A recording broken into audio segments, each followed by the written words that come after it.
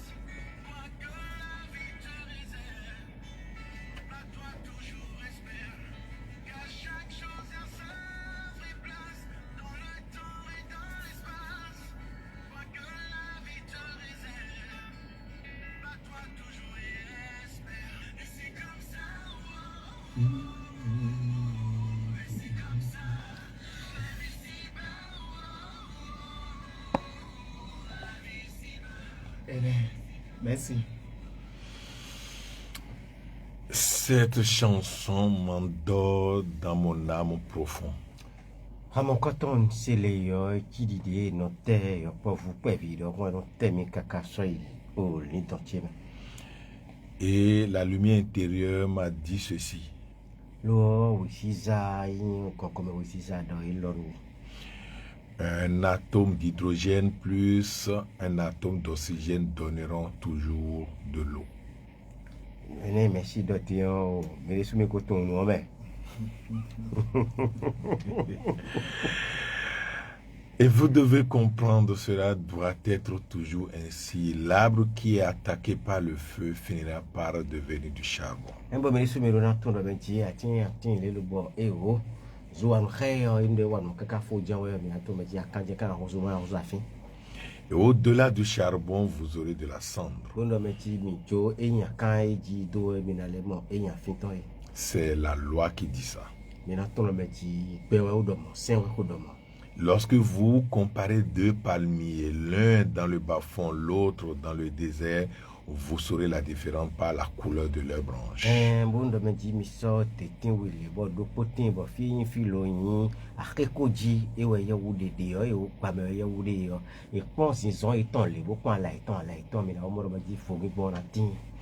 Alors, si vous êtes l'un de ces deux palmiers, où se situez-vous? Où vous vous situez?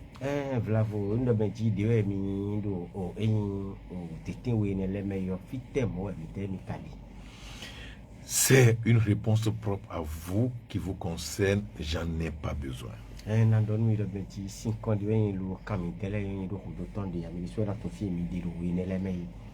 Mais ce que je voudrais de vous, c'est que si vous êtes un palmier, n'hésitez pas à rester dans un bas-fond.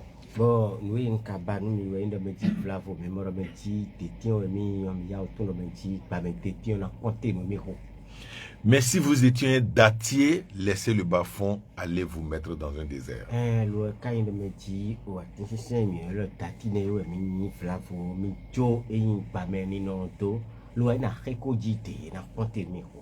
Parce que un endroit est propre à une plante par rapport à son développement.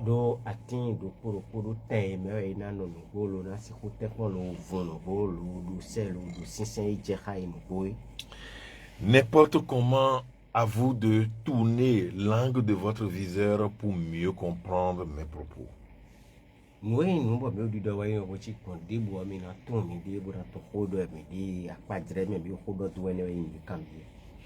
Je vous parle parce que j'ai réussi à réunir tout de moi-même pour être un.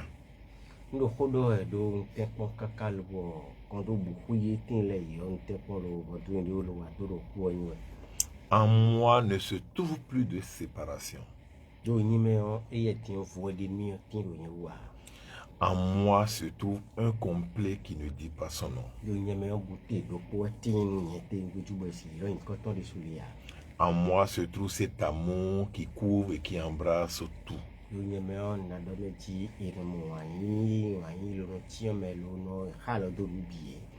Le sang ne refuse pas les caprices d'une cellule du corps.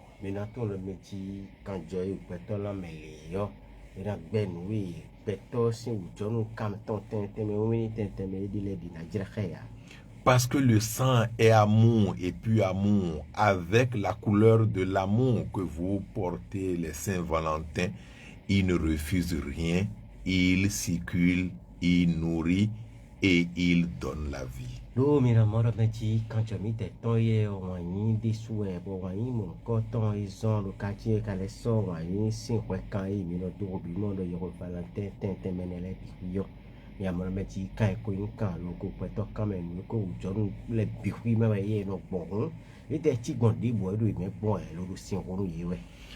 Alors, par cette période de carême qui nous amène progressivement vers le passage sur l'autre pont, je vous demande de retrouver cette qualité que vous aviez perdue dans le temps et dans l'espace.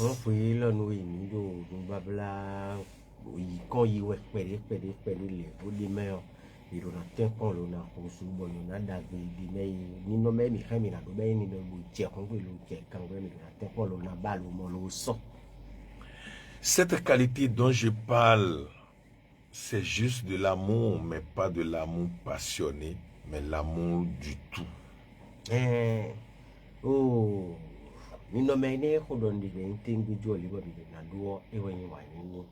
et quand il bon les awani mi remina do nous bier les domier et khodondi.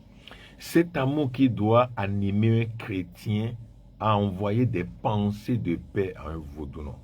Oh, wani rien na sombo christian wa yon le tout na le wani ton wani fifa ton c'est do mais mara contre dia mais il faut tout la voir. Si vous êtes prêtres, monseigneurs, cardinaux et autres, demandez à tous les fidèles d'envoyer des pensées de paix et d'amour aux gens d'autres religions que la vôtre. Bravo, lindo menti. Oh, il y a une revenia, il y a une vie, il y a une camp, il y a une roche ou des liens, il y a bien 5 ans. Mais ton vilain de menti, nous avons une fille faton, c'est domaine qu'on est défaut. Nous avons assez fait lorsque le prêtre finit son homélie et demande de nous saluer en signe d'amour. Mino comme blo a vocablo kaka lo be kole blo ku be ka je fini de ho be tin be ko piqué lo inga benti e ya ko lo photo kaka lo tin e na tin me ko o ko khai dio e na do benti mi te ko lo to be mi de do wa yin ton dali. Mais cela ne suffit pas. Je veux que virtuellement, nous puissions saluer les autres aussi qui se situent à des milliers de kilomètres de nous et qui ne font pas la même chose que nous.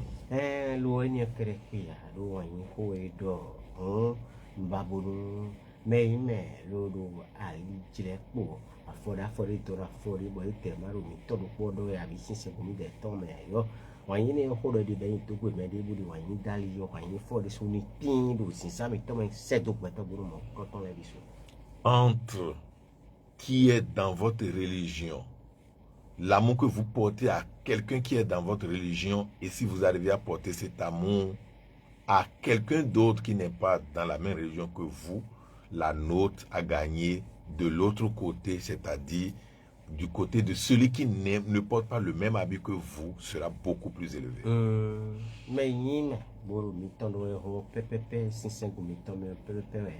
Mais il faut la rufi vodo bondo me di wani mon coton à l'œil midi a foi midi to boto buru mon coton ou a foi ne mo le tingue juli o ka se mi to me yo e na to e ti o fori on no didi e reina dinomi ro e reina do wani reina do mi teleli dira so mi to lo do no na le ko fo e ko do dai ni.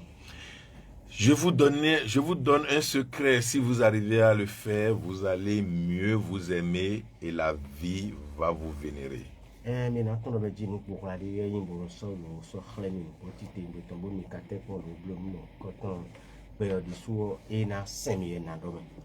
La Bible dit, aimez-vous les uns les autres comme le Christ a aimé l'Église.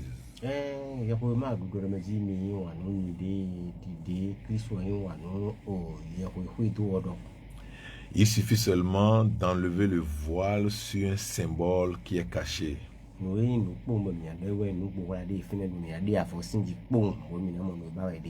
Le Christ a aimé l'Église, ce n'est pas la chambre que vous occupez en priant.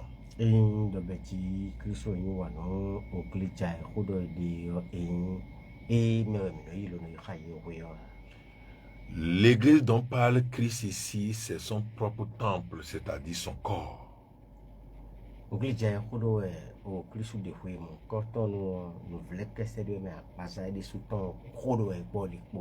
Et il est allé loin. Voyez-vous ce temple, je vais le détruire et le reconstruire en 3 jours. Il parle toujours de son corps.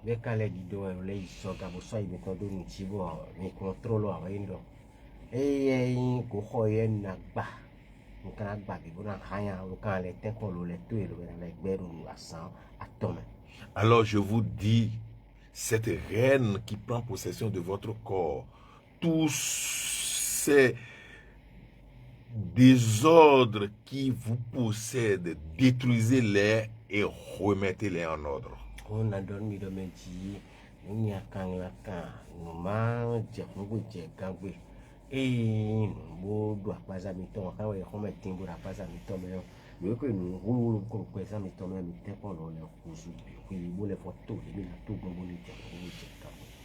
Parce que ces désordres ne sont que la vie extérieure que vous vivez.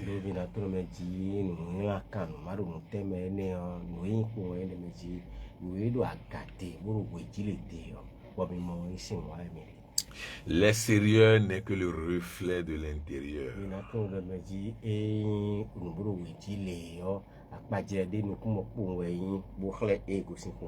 Alors, à partir de l'extérieur, vous pouvez reconstruire encore l'intérieur par la loi de la connaissance externe.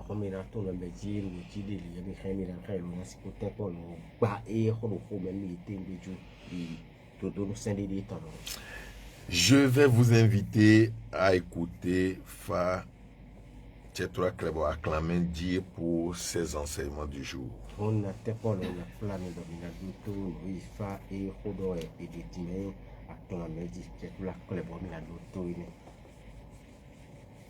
Acclamez dit: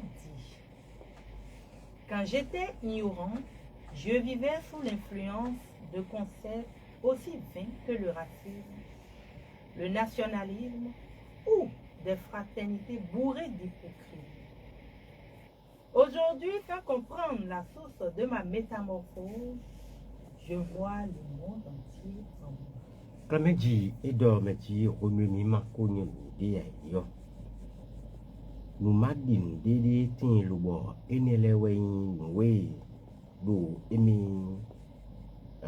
flue kamo koton me. Il no po força lu no vime. Bo o e compla bonji dede tin yo. Mo koton no tin kaine me. Amo when we mi do file tin. Ma te wa dodo yo mi ton de soutin bejule yo. Emi clair moro me ti pe bi huyo. Il est fort emi de soumetin.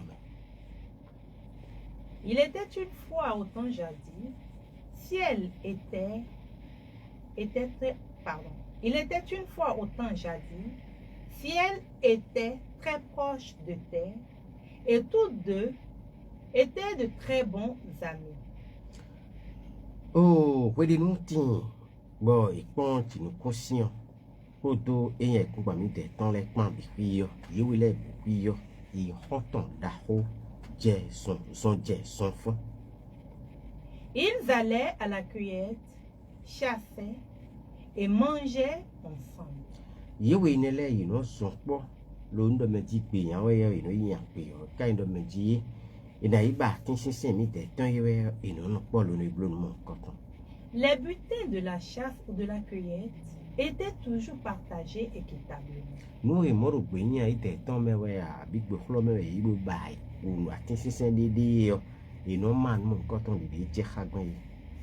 beau jour, en cours de chasse, Terre réussit à abattre un rongeur appelé Béja. Bon, et j'ai pris le bon, et il a compris, et il peut y avoir le Béja, et oui. Le moment du partage arrivé, ils firent du corps 2 pas. Et il restait la tête. Bon, et quand il mon coton, oui, mais bon, il n'a pas mon coton, yo. Mais n'a ton de métier, au Béja, et né au Pouyo. Et ma, dit ma payo, ta cocroco, wa, pour me cata na yue. Terre dit: puisque la tête est trop petite et que l'on ne peut la partager, c'est moi le tueur qui la garde. Bon, érudit de niveau de métier, oh, oui, mais il me, t'es ouais, me la coupe, ouais, mon doigt, des tatouages, oui, bon. Les Béjata, hein, oui, bon. On y est, ouais, là, il béjata, mon coton. Domicile na mawea. Do ici, couru na mawea. Si elle rétorqua: elle est plutôt à moi, ton ami. Bon, au Dieu, qu'on s'y de péricon. Taïnéo, n'y ouais, là, il doit me retrouver,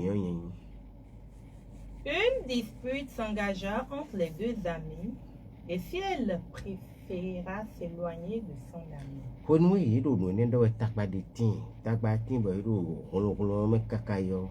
Ti ni ko si ogbo wa lo meji yo hon. Emi na gbo no son we honto emi ton terne ya ikun gba ro ile. Cette séparation rendait aride par manque de Eh, nous mon coton ti mo mi na ton do meji qui nous conscient nos sons et comprend et abassin pour et ho do qui sort du jaoya. Pas de plus, pas de. Qui sort du jaoya si on casse les biens. La récolte se faisait très rare et la famine commençait par tuer les plus faibles des vivants. Nous couillons mis des temps et nous biquillons et sans si y a des bois, bon, faire what nous mais l'eau de remont quand on nous les. Face à cette difficulté, les hommes allaient trouver terre et lui suggéraient d'aller s'excuser auprès du ciel en lui envoyant un autre rongeur tué. Bon, ouvert un thème médicament, quand on met pétrole, il boy et un coupon, quand lui donne de Virginie quelqu'un. Le boy bien reçoqué et au tino conscient. Beau catin bon de métier, au péja dévoué à tempo le mot ou sojoni ou sojoni. Ce qui fut fait, et on invita tout oiseau et leur fit une promesse. Nous n'est éblouillons. Et bleu mon coton, mon rétin thème et tin les puits et taillé le monde d'ail des tins et tac pas de nuit. Celui qui réussirait à transporter le rongeur tué au ciel bénéficiera d'une maison sur la terre. Boy, nous donnons mon coton les ouais et tac pas de dîner de me dire mais là c'est pour temps qu'on le sort pour dire mon coton soit journaux et dit conscient du temps yo et dans les temps d'après demain d'ailleurs bandifi. Seul Aklaso le vautour put effectuer ce transport. Mene le bihui me mira bora beji enya klaso e kokoroko si houten kon lo wa no mbo isono juro o ti do conscient roton. Mais avant qu'il fût de retour, la pluie commença par tomber. Lo chubo do meji e kana le kosin kaka fu vieux ton lo na wa yo ji o ji jaji. Il pleuvait tellement fort que personne n'eût pu lui construire quoi que ce soit. Jero ji jawe kaka lo sien kaka o merisi houten kon lo boy ba nu ho do ni dai ku banji tu wa. Lorsqu'il fut posé par terre, tout le monde refusa de l'héberger. E ka no, si me kaka lo wa cheti yo me bihui yo e soro me ji e o me yeti wa besin me di budo mana klaso wa. Il conclut que les gens sont incapables de respecter leur engagement. Comme on coton me moro beti petole takpagbe le si ko tepon lo na pakbe jin bolo no flansinta. Il réussit à se protéger de la pluie par ses ailes en disant qu'il se fera une maison une fois que la pluie cessera. Et des sous et tepon lo on dit quand papa ton le couleur lo cadre me jin ti quoi que kwidi e me le sumi na se ko tepon lo ba no ten di mi. Ce qu'il n'a jamais pu faire jusqu'à nos jours. Kaka je ko mon coton lo takpagbe mon coton lo di ka je fimi di rombete pe lo blo mon coton. C'est tout là. Oui, c'est tout là que le bordeaux le nene na mo je tomine. Je voudrais ici et maintenant exhorter tous les boucons instruits de commencer par réfléchir à réunir ces textes du FA pour un livre digne de notre culture. Mba kon ye va ye lo na pio bokono yin bokono tingu ju titingu ton yi mon njen mele de meji nuwe ne fa tente mele do yin ke ho pleji bo na to blo na ho tingu ju li na nu mo jeno. Parce que je ne vois nulle part autre chose que des enseignements aussi fondés, aussi bourrés et édifiants. Je n'ai nulle part vu à part d'enfants. Do fidi sodi ben hobo wona hobo do tamboy tin li tingbeju bo nu yen toto nu yen tingbeju nu yen so yi me ton do nu ti bero sin le yo nous sommes nous faisons de temetemele nous sommes enele wa. À moins que je continue de vivre dans mon ignorance. Bravo. Et do mbabo nu manyo enti me den na de tun si ku do menji. Il est voté au fil. Malheureusement, je ne suis plus sous l'influence des concepts vains comme le racisme, le nationalisme ou des fraternités bourrées d'hypocrisie. Nous entons le métier vivi botati bo na do ta hobby. Bon solo et me beblef la pour nous manyoé accordé vous les tomber solo après bien solo ni les mer. Si je ne suis plus dans l'impatience et l'intolérance, je suis sûr que un début d'illumination possède déjà mon être. Bon de bedi masoro vlavo. Romana kule. Tengbe jule. Odo resoke men vlavo. Les plus grands mots de bedi. Nous courons des tins le dini. Puis, je vois déjà le monde en moi. Que dis-je? Je vis le monde en moi. Bofindi hometio rena domeji ndo gbeo modo indi sumewe tedo nkadi rena domeji gbepo inpo do po. Et ce que je n'avais pas compris, et je suis en train de dire, c'est que mon nom de Bokono, c'est Gbedon. Bon, oui, ma fin bodo hawaii domeji Bokono nchili ewe Gbedon. Et quand j'étais tout petit, mon nom indigène, c'est Gbenapon.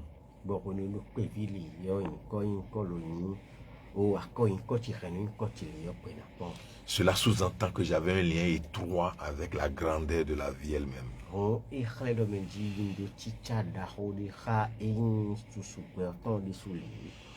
Si en est ainsi, en moi se trouve un ensemble inséparable qu'on appelle ciel et terre.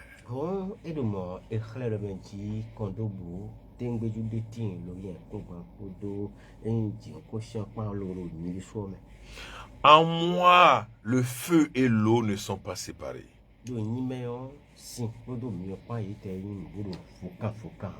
En moi, le soleil et la lune s'embrassent.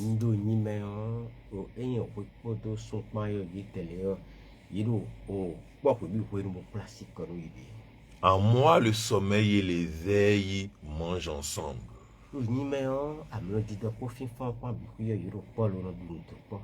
En moi, il n'y a que vie et rien que la vie. Et c'est ce que je vous invite à vivre en vous.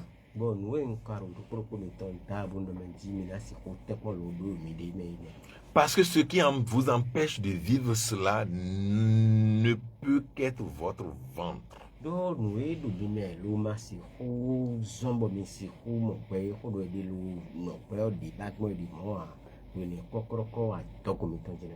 Et regardez bien le symbole du ventre. Lorsque quelqu'un meurt, la partie qui commence à pourrir le premier, c'est le ventre.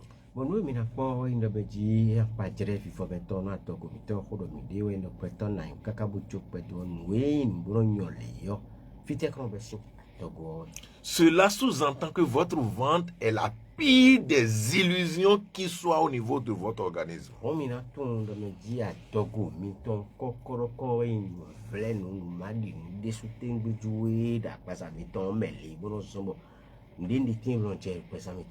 Mais il est source de tous les problèmes que vous vivez.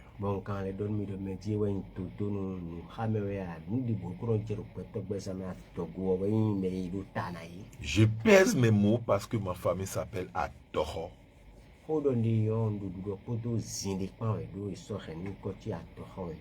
Adoro qui dit Adoro masu gbèròpó asu zanzan asu wemele su woleko su zantentin wedele no mele le fin li yo zantentin.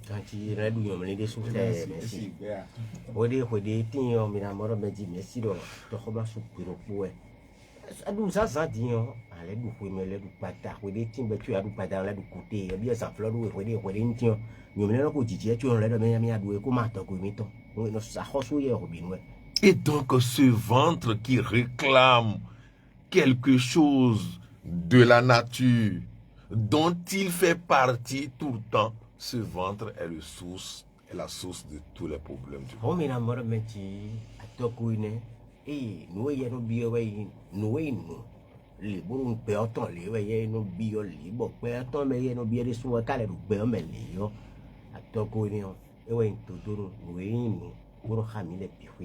Sinon, si elle était quand même de très bons amis inséparables.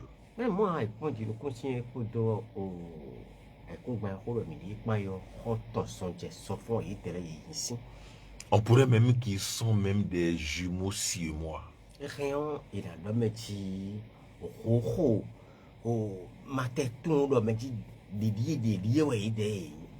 Mais qu'est-ce qui les a séparés? Et qu'est-ce qui les a séparés un beau jour? Bon, et t'es quand même le wa dans écran. Kuri madou ko to ben pirpo écran. Ce mot, ce groupe de mots m'a plu un beau jour.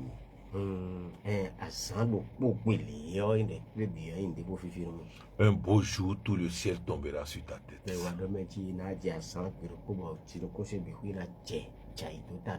Un beau jour, toi qui vas toujours à pied, rouleras avec le véhicule dernier cri.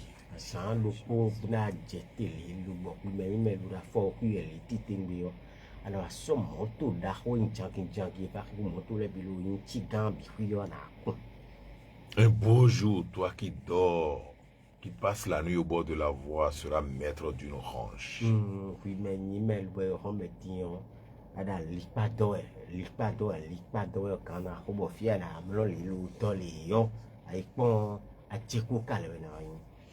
Un beau jour, toi qui es toujours insulté comme étant quelqu'un qui n'a jamais fait d'enfant, tu seras mère des enfants.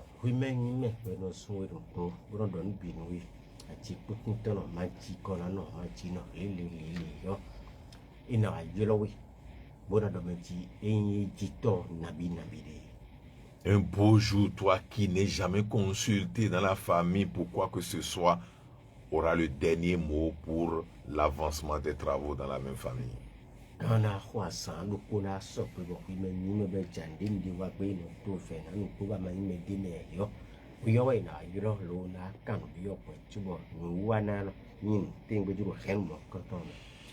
Un beau jour, tout ce qui est séparé sera réuni et tout ce qui est uni sera séparé.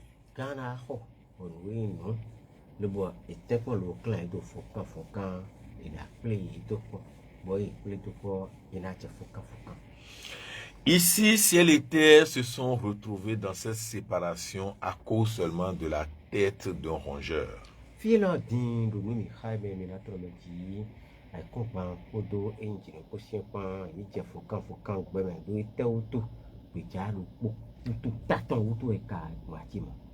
Mais pourquoi pas la queue du rongeur, puisque la queue aussi n'était pas un organe à partager?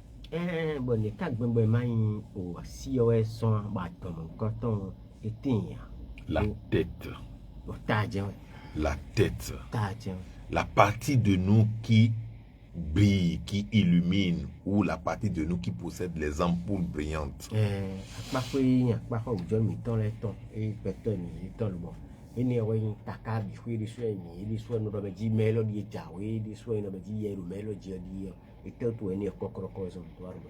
Lorsque cette partie refuse de briller, vous allez connaître la séparation parce que vous ne verrez plus rien.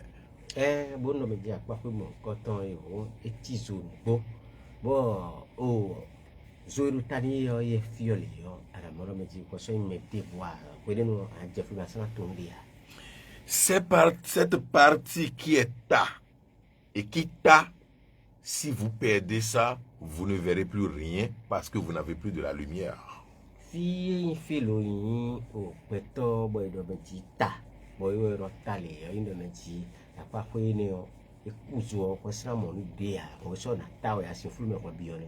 Malgré que cette partie est la plus petite, disait Aklamedi.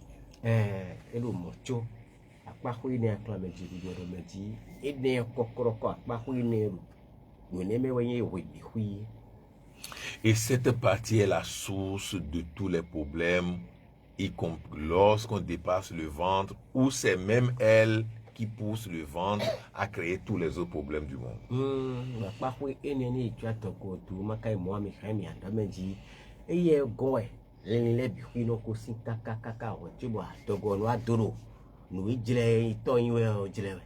Si aujourd'hui vous criez que vous faites partie de ceci et de cela et de cela, vous n'avez plus votre tête en place.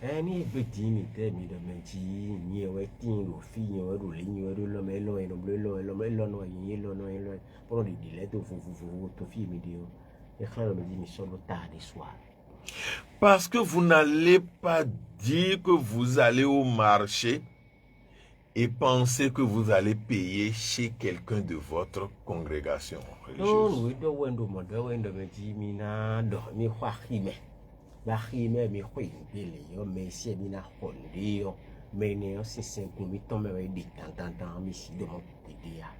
Ou vous n'allez pas dire j'y vais vendre et attendre que c'est des gens de votre religion qui achètent chez vous. Do mi kasi le do me ji mi na yu sagbe bo nu sagbe mi we mi khoi si sagbe le yo me nu me lu sisen ku kan mi tombe yi abi sisen mi tombe ye kokoroko jina sokwe lu honda pa mi tombe. Alors pourquoi tant d'hypocrisie lorsque vous vendez, vous ne priez même pas sur l'argent avant de l'embaucher? Pourquoi vous êtes dans votre hypocrisie en disant moi je suis ici, hein, moi je suis ça, hein, alors que vous empochez les sous qui parfois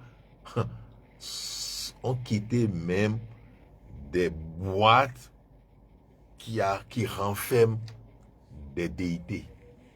Bon, na cambio mi remeti te we vlavo. Nous te menele mi no do e no akpale ko ya yin mele no ayin mole no abe yin di me bo mi no do e mele yo. Vlavo e ndo me ji mi ku no khogbe yo. Me si mi no khondi abi no e sa no mi yo. Akwe mi no yite te menele akwe ni le yo. Mi no do me ji mele sin ko jena bi yo ko ti meta da bo ko ni le vlavo fi édition et si le yin fi boko sin fi bi ko mi no gbele bi. N'est-il pas temps pour que nous copions un peu les comportements des banques qui reçoivent seulement des sous et qui en distribuent encore également sans se poser d'autres questions? Quand on me dit mais remina blodi ya kwa se kwetandi di yi tele you know yi kwa se kwi le kalete quand on me kwa se kwi le tant irolement boy tout me to yi bo se kwi okokoro ko me ne je no so ito na bo me bio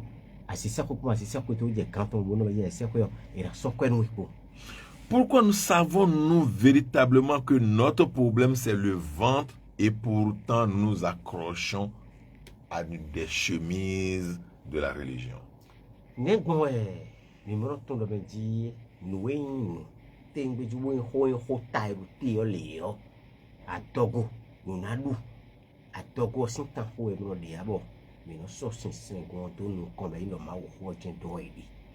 Pourquoi quand vous ouvrez vos boutiques, vous ne mettez pas ici boutique ouverte pour les chrétiens?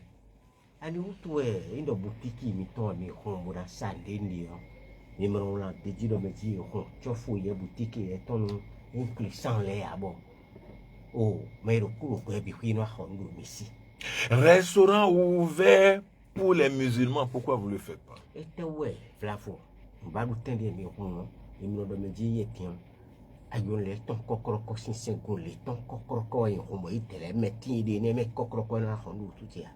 Marché des vaudous, non. Pourquoi on ne met pas ça?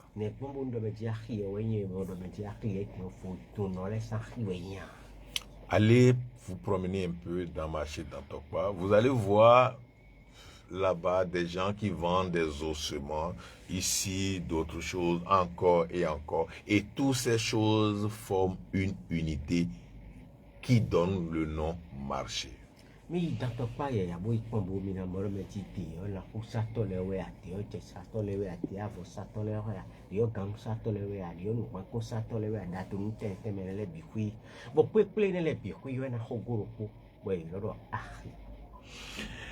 Un vaudou qui doit sortir pour la première fois, forcément doit s'habiller, donc a besoin des vendeurs de paille.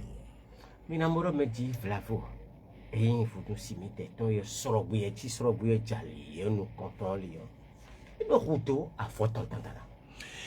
a besoin des vendeurs de perles.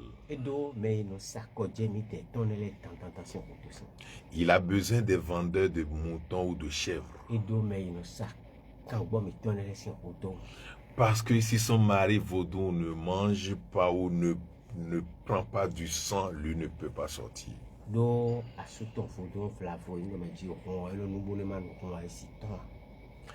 Et pareil pour chacun de vous. Vous avez toujours besoin de quelque chose que vous allez prendre chez l'autre et vous ne connaissez pas l'identité religieuse de l'autre.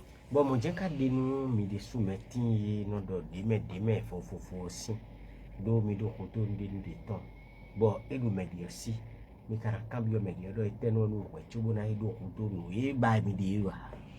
Parfois, les plus riches de ce monde sont ceux que vous méprisez le plus. Et donc là, je vais nous bomber, mais nous me remettons que les voyants nous perdent, bon, mais on connaît des bon, alors il dit des limites, mais dans le monde, quand on voit, mais voilà, où est bien, il était dans les têtes, donc on voit les noués, nous bas milieu, bien nous intéresse. Vous savez de qui je parle? Mais quand on met au Les mendiants. Ils passent partout pour demander. Ils ne font pas la part des choses en disant ici se trouve tel, ici se trouve Vaudounon, ici se trouve chrétien. Il faudrait que des hommes leur donnent point.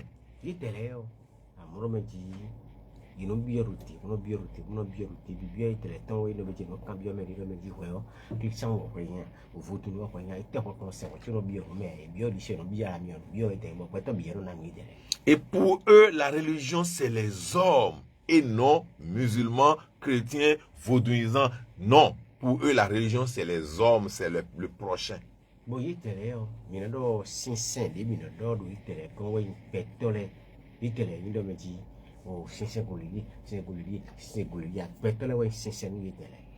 Mais quand est-ce que vous avez connu cette division en vous accrochant à cette hypocrisie? Et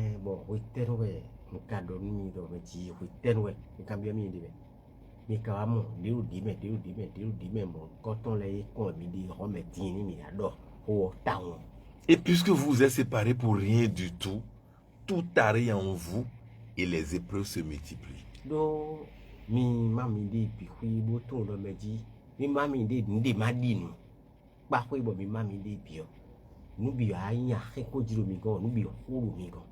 Mais Akame ici quand même a donné une approche de solution. Pour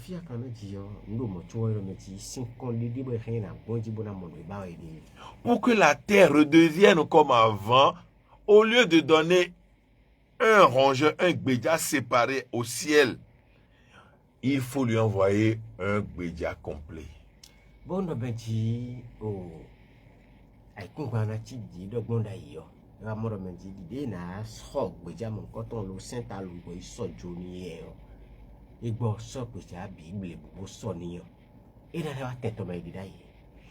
Et là, il faut faire appel à tous les oiseaux capables d'aller juste dans le ciel, qui entre-temps s'étaient séparés, s'étaient éloignés de la terre pour lui remettre le rat. Bon, et Katimo, il y a un on a appelé au ré nos enlèves, puis bon, et là, bon, des mêmes, c'est qu'on t'a pas le bon, le bon aïe, c'est qu'on sonne mon coton, tu vois, au dino consigne, et qu'on a pour ma somme que le poids de abayer le sogaga tombé. Cet oiseau qui est le symbole de réconciliation de la vie et de la mort était invité, le vautour.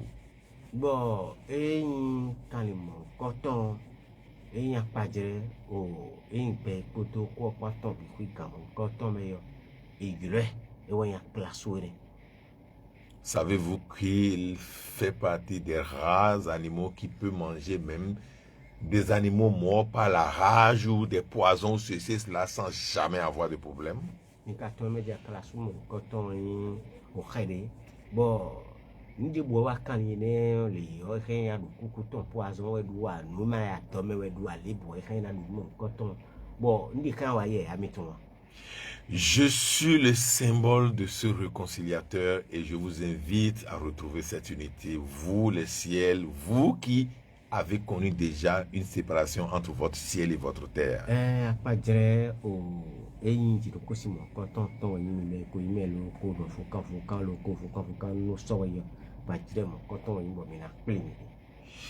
Vous devez retrouver cette unité pour la paix, rien que la paix.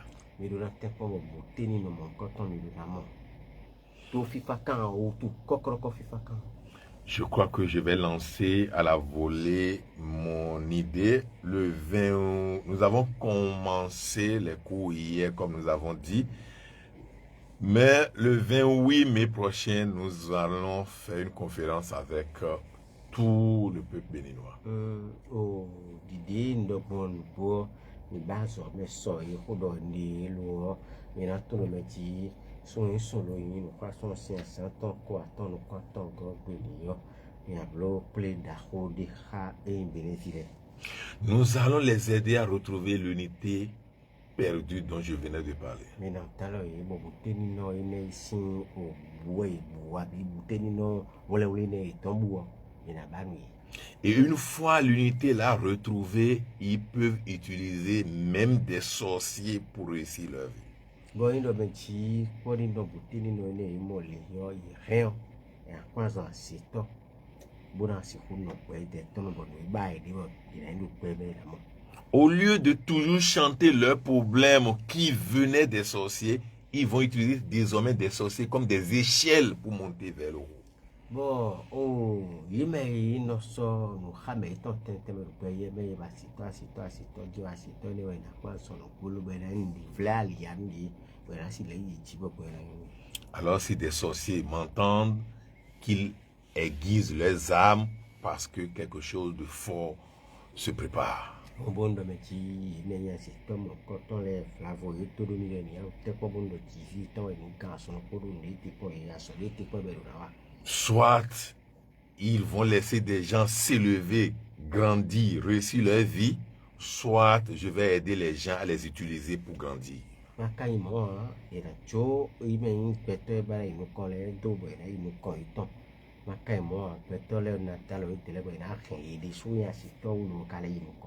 Je tiens que je ne suis pas prêt à déclarer la guerre à la sorcellerie, mais je veux déclarer la guerre aux sorciers.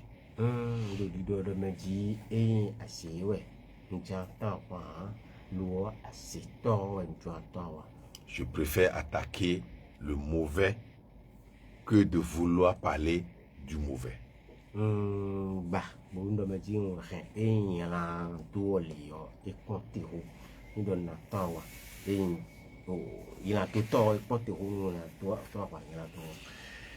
Merci, paix profonde à vous et que la lumière soit.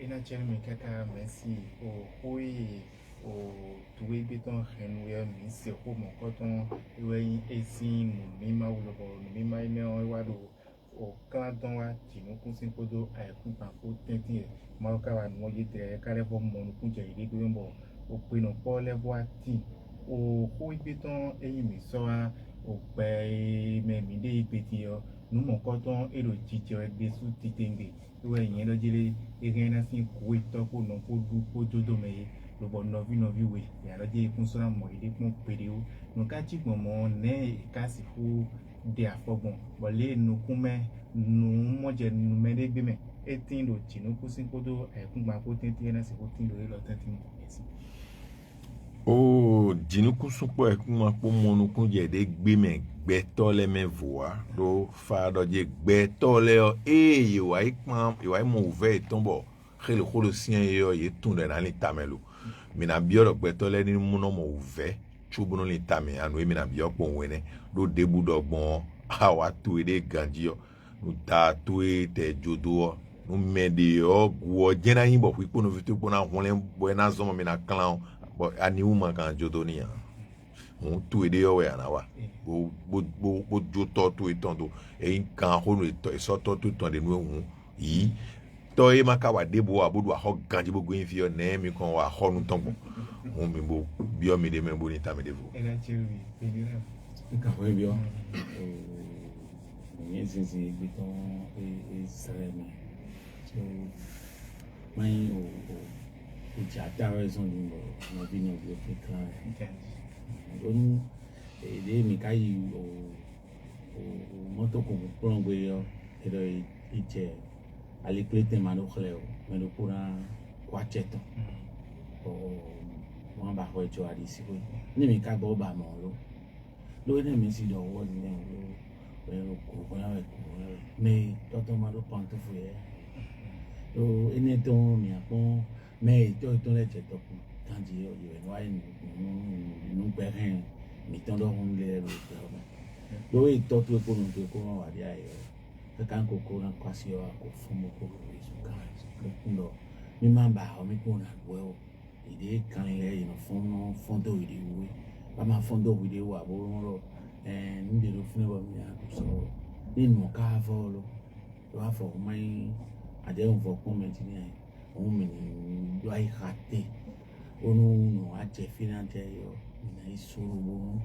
o e dandan ti on attend dans le maillon o ko no attend yo asoro mi ya mo wa ko asoro mi mo pa no mi apo kan le sun kan me onu àwọn kìnìkìnì rẹ pé ìdìbò yìí tó àwọn wúlé àpò yìí ọmọ ẹlòpọ̀ wọn pa nǹkan àpò rẹ èèyàn sàn pọ̀ kò mọ ikú lómi sàn pọ̀ bó ń pèrò pọ̀ ó ń mi mẹ́rin mílíọ̀nù ẹ̀ bó ń mi mẹ́rin kí n dòpó mẹ́ndòpó náà bó yìí lò fídíò ẹ̀ náà mẹ́ mílíọ̀nù rẹ̀ bì sí àtẹ̀ lò títí wọn àdọ̀kọ́ lómi nù nù mà ń mọ àbọ̀nù pétọ́n fò sẹ́tọ́n fò ọ́ níbi sí ti àhún nìyí sí àìkàbọ̀nù beno po mandinde ni mano klami la mandinde ni klaro mi fon mi anche tomo tepe mi ando se tomo tepe mi ando lele bo mi fon mi genaro o wezo kabo a medo ye ami tonye moe faka mapo kudo ma po ali se bonu ado tu kon yo koi ade u kakao lona itondo atinsen mi ande ji urando na bo yin keze gbe ko to an yo e sombo to mi to le yo mi plan so mi plan de na lu tu ya yo mi mo ko mi ton je nko a plan so ina ko kakado kando kakano mo ko o yin so won yo no pe meje no so to ina no si to e ko yin mo ko alo mo e sakari yo na fi te di yo ya e a no ko ran do di an ta go ti gan na ti gba Como tu me neige. Amondian fi on ko. Ene waro mesi wa chube no siku tanda foti wono gbadu ken ko aje. Ai mi kan fo bi o no vi mi ton sunu yon e do to ko le nkan ton lo mi no bu to poro bo mi no sopo bo mo do mo ko won to n pe to amo to me no le àwọn nu mi o de do mene agbon o me ma pero podo hawe e di bon ya wo akin aro to kokoro te di bon ayan bo wuli yo e an fe wa mo kanka ko afoton akosin de ko wan so o mene ma lo wo a ti fi opono tentore a pe mi wo ndo gbe to mi to e la chelu mi kaka mi ho mi to fie yon se mi tan le wen do dire mi lo po gun mi ten kon lo bo nu ku mo je mele pe me ni no timbo nu mi ma do nu ma di de ko lewe ko nu mo ko ton wa zombo nu o clan e wa bio mi tetio da go chika e on dire mesi ko ko bi me ato e ko bi ni be ato gun bo be ka ta ba to mi e ko po je ka so won ka ko ran do statue che jiro me ti ho ni ne ho ni le tengu jubo anda ko sa che ku le yo sin sa ku mi ra gbado asara mo ro po a merci me lo ko kan outro mi ai do numero kan no pepe mi ka kwe bi ome mi ro toro mi ka ko lo me na chenu mi mi dogbe ye mi ro to ko ile binu mi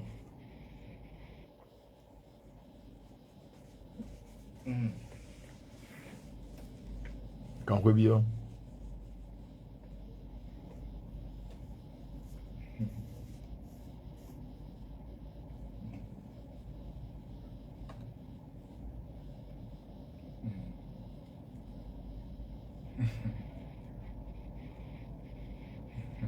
Ganji eno ajomo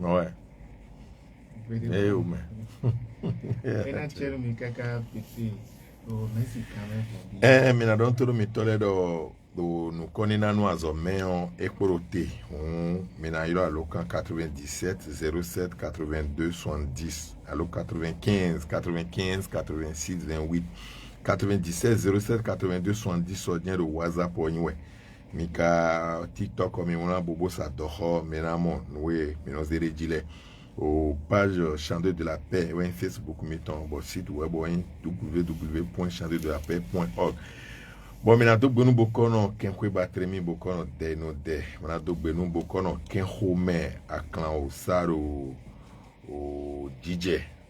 Bon, me vive na mi tondo po o Luc Akovi. Me do edo file won we diza chande de appel ton kondo chita. Ina chen mi kaka merci do aso mo bi besi aliko melelo ki cambio o ne kana son kon fotere kade boy na belo ko chaso ton ti do komi tondo. Aso mi belo na beti. Aso me bi belo chande de la paix o chaki ko eno kodo we mame. Bon, sous info tegbe yo eno su chaki aton. Kaka so ihwe so amono mi wuzu gelegbe nwe.